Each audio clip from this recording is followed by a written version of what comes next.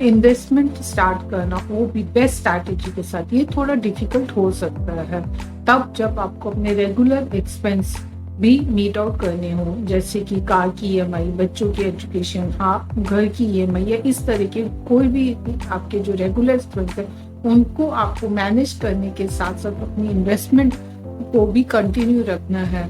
तो आपके लिए बहुत जरूरी हो जाता है कि आप किसी बेस्ट स्ट्रैटेजी के साथ इन्वेस्टमेंट शुरू करें, जिससे कि आप अपनी इन्वेस्टमेंट का बेस्ट बेनिफिट उठा।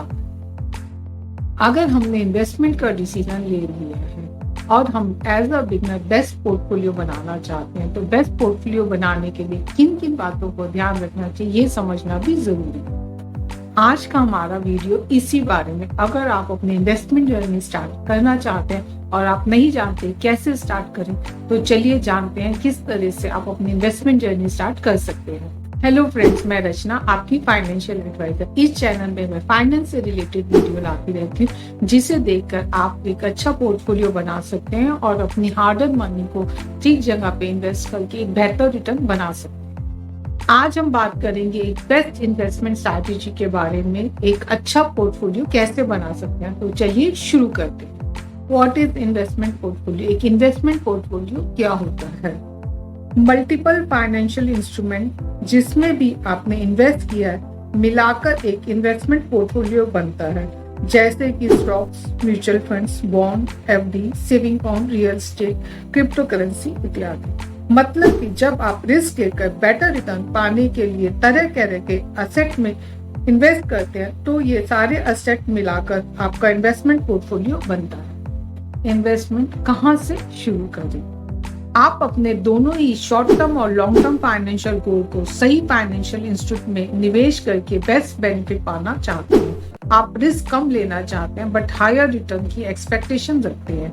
कई बार आप ये सब कुछ सोचते ही रह जाते हैं और अपनी इन्वेस्टमेंट स्टार्ट नहीं कर पाते और इससे आगे के लिए टाल देते हैं। बट ये वीडियो देखने के बाद आपको यह ज्यादा देर सोच विचार करने की जरूरत नहीं पड़ेगी और आप जल्द ही अपनी इन्वेस्टमेंट जर्नी स्टार्ट कर पाएंगे। तो चलिए जानते हैं इन्वेस्टमेंट कहाँ से स्टार्ट करें। इन्वेस्टमेंट करने से पहले इन्वेस्टमेंट करने के लिए तैयार हो जाए। सबसे पहले मैं यही सजेस्ट करूंगी कि आपके जितने भी डेट्स हैं या जो भी लोन है जिसमें आपको टैक्स बेनिफिट नहीं मिलता है, उनको खत्म कर दें, उनको क्लियर कर दें, जैसे पर्सनल लोन, कार लोन। साथ ही इंश्योरेंस लें, अपने लिए और अपनी फैमिली मेंबर्स के लिए एक सफिशिएंट मेडिकल कवर ले लें। हेल्थ इंश्योरेंस का बेनिफिट इमीडिएट नहीं दिखता है, बट इन फ्यूचर आपके या आपके अपनों को कोई मेजर बीमारी हो जाती है या कोई एक्सीडेंट हो जाता है, तो आपकी अपनी सारी सेविंग्स खत्म हो जाती है और आपकी इन्वेस्टमेंट रुक जाती है। इससे बचने के लिए हेल्थ इंश्योरेंस ले लें। सेकेंडली, टर्म प्लान लें। मेरी माने तो एक इंडिविजुअल को अपनी एनुअल इनकम का 10 से 15 गुना सम एश्योर्ड का टर्म प्लान लेना चाहिए। अगर आप फैमिली के एक ही कमाने वाले व्यक्ति हैं, यानी आप ब्रेड अर्निंग मेंबर हैं फैमिली में, भगवान ना करे अगर आपको कुछ हो जाता है तो आपकी फैमिली क्या करेगी। पर अगर आपने टर्म इंश्योरेंस ले रखा है तो इमोशनल लॉस को तो कोई नहीं खत्म कर सकता फैमिली के, पर एटलीस्ट टर्म प्लान लेके फैमिली का फाइनेंशियल लॉस होने से बचाया जा सकता है। नेक्स्ट स्टेप है इमरजेंसी फंड बनाना। ये इसलिए जरूरी है कि सडनली अगर आपकी जॉब चली गई या किसी और वजह से आपकी इनकम कुछ महीनों के लिए स्टॉप हो गई, तो वहां पर ये इमरजेंसी फंड वाला पैसा काम आएगा। अपने डेली एक्सपेंस का कम से कम 6 गुना पैसा इस फंड में रखें। आप इमरजेंसी फंड का पैसा एफडी या लिक्विड म्यूचुअल फंड में इन्वेस्ट कर सकते हैं, ताकि आप बिना पेनल्टी के कभी भी यह पैसा निकाल सकें। अब आप इन्वेस्टमेंट के लिए रेडी हैं, बट इन्वेस्टमेंट स्टार्ट करने से पहले अपना रिस्क प्रोफाइल जानिए कि आप कितना रिस्क ले सकते हैं। हर पर्सन के लिए रिस्क प्रोफाइल अलग अलग हो सकता है। अपनी करंट सिचुएशन एनालाइज करें और जानें कि आप कितना जोखिम उठा सकते हैं। किसी भी फाइनेंशियल इंस्ट्रूमेंट में आप इन्वेस्ट करेंगे तो रिस्क तो होगा ही, हाँ किसी में कम रिस्क होगा और किसी में ज्यादा। कोई भी इन्वेस्टर अपनी कैपेसिटी के अनुसार लॉस या रिस्क लेकर कैपिटल एप्लीकेशन के लिए इन्वेस्ट करता है, बट हर एक को अपनी रिस्क प्रोफाइल से अवेयर होना चाहिए। जो जितना हायर रिस्क ले सकता है उसको उतना ज्यादा गेन भी होगा। यदि आप यंग हैं और आपके डिपेंडेंट कम है तो आप ज्यादा रिस्क ले सकते हैं।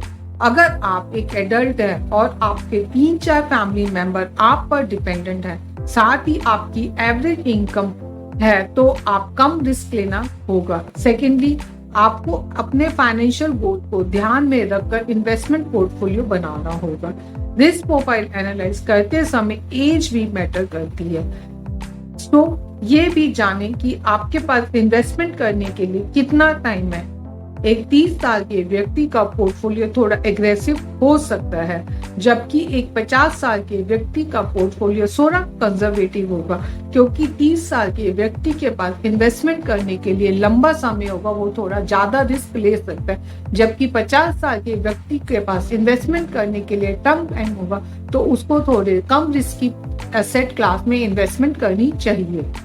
रिस्क टेकिंग कैपेसिटी टाइम के साथ चेंज हो जाती है। जैसे ही कुछ टाइम बाद आपकी इनकम बढ़ती है या आपके डिपेंडेंट कम होते हैं, तो आप अपनी इन्वेस्टमेंट बढ़ा सकते हैं उस पे, और आपका इन्वेस्टमेंट का टाइम ज्यादा हो जाता है तो आप थोड़े ऐसे एसेट क्लास में इन्वेस्ट कर सकते हैं जो थोड़े रिस्की होते हैं या थोड़े एग्रेसिव होते हैं। नेक्स्ट आता है अपने रिस्क को डाइवर्सिफाई करना। अब जरूरी तो नहीं कि जो ज्यादा रिस्क ले सकता है वो अपने लॉस के बारे में बिल्कुल भी ना सोचे। रिस्क को बैलेंस करने के लिए एक इन्वेस्टर को रिस्क डाइवर्सिफाई करना होता है। रिस्क को डिवाइड करने के लिए आप हायर रिटर्न के लिए स्टॉक में इन्वेस्ट करते हैं, साथ ही अपने रिस्क को बैलेंस करने के लिए आप कम रिस्क वाले असेट जैसे government bonds, securities, debt mutual fund आदि में भी इन्वेस्ट करते हैं। एक्सपर्ट की माने तो 100 में से अपनी एज को माइनस करने के बाद जो नंबर आता है उतना परसेंटेज आपको स्टॉक में या इक्विटी में इन्वेस्ट करना चाहिए। फॉर एग्जांपल, अगर आपकी एज 30 साल है तो 30 को 100 में से माइनस करेंगे तो 70 आएगा।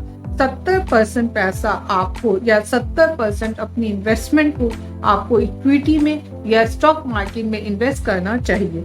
इसके बाद 25 to 30% को आपको फिक्स रिटर्न वाले फाइनेंशियल इंस्ट्रूमेंट में इन्वेस्ट करना चाहिए, जैसे कि EPF, FDs, government bond, debt mutual funds और गवर्नमेंट सिक्योरिटी। इस तरह से असेट क्लास में इन्वेस्ट करना चाहिए। 5 से 10% पैसा आप गोल्ड में इन्वेस्ट कर सकते हैं। यहाँ मेरा मतलब गोल्ड ज्वेलरी से नहीं है, आप गोल्ड बॉन्ड्स या ETF ले सकते हैं। नेक्स्ट, आप रियल एस्टेट में भी इन्वेस्टमेंट कर सकते हैं, जिसमें आप पीस ऑफ माइंड के लिए अपने लिए एक घर खरीद सकते हैं। आप उतना ही बड़ा घर लें जिसमें आपको EMI आपके ऊपर बर्डन ना बने। इन्वेस्टमेंट करने से पहले फाइनेंशियल इंस्ट्रूमेंट को ठीक से समझ लें। ब्लाइंडली किसी के भी कहने पर इन्वेस्टमेंट नहीं करनी चाहिए। एक डाइवर्सिफाइड पोर्टफोलियो बनाने के लिए, जैसे कि मैंने इस वीडियो में बताया, उतनी परसेंटेज के हिसाब से इन्वेस्ट कीजिए। सेकेंडली, एक ही टाइप के म्यूचुअल फंड में इन्वेस्ट नहीं करना चाहिए।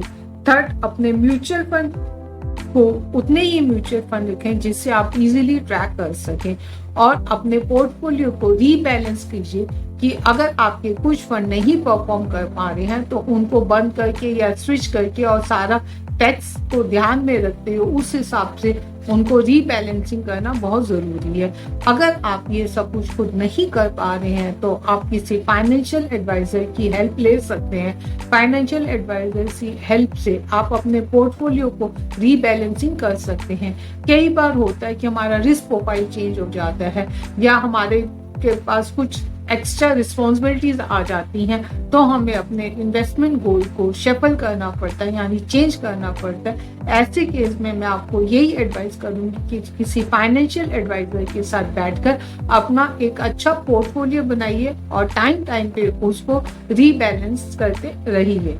दोस्तों, आज के वीडियो में इतना ही। उम्मीद करती हूँ आप भी एक अच्छा इन्वेस्टमेंट पोर्टफोलियो बनाना सीख गए होंगे और जल्दी ही अपनी इन्वेस्टमेंट जर्नी स्टार्ट करेंगे। दोस्तों, वीडियो अच्छी लगी तो लाइक और शेयर जरूर कीजिए। अगर आपको लगता है कि आपके मेरे इस वीडियो से आपके किसी फ्रेंड या फैमिली मेंबर को बेनिफिट हो सकता है तो शेयर जरूर कीजिए। फाइनेंस से रिलेटेड आपकी अगर कोई भी क्वेरी है इन्वेस्टमेंट पोर्टफोलियो बनाने के लिए या और भी फाइनेंस से रिलेटेड आपकी कोई भी क्वेरी है तो आप मुझे कमेंट बॉक्स में कमेंट करके मेरे से जान सकते हैं या मुझे कॉल भी कर सकते हैं। मैं इस चैनल पे फाइनेंस से रिलेटेड वीडियो लाती रहती हूँ। अब तक के लिए इतना ही। जल्दी ही मिलूंगी अपनी दूसरी वीडियो में किसी दूसरे इंटरेस्टिंग टॉपिक के साथ। तब तक के लिए बाय बाय।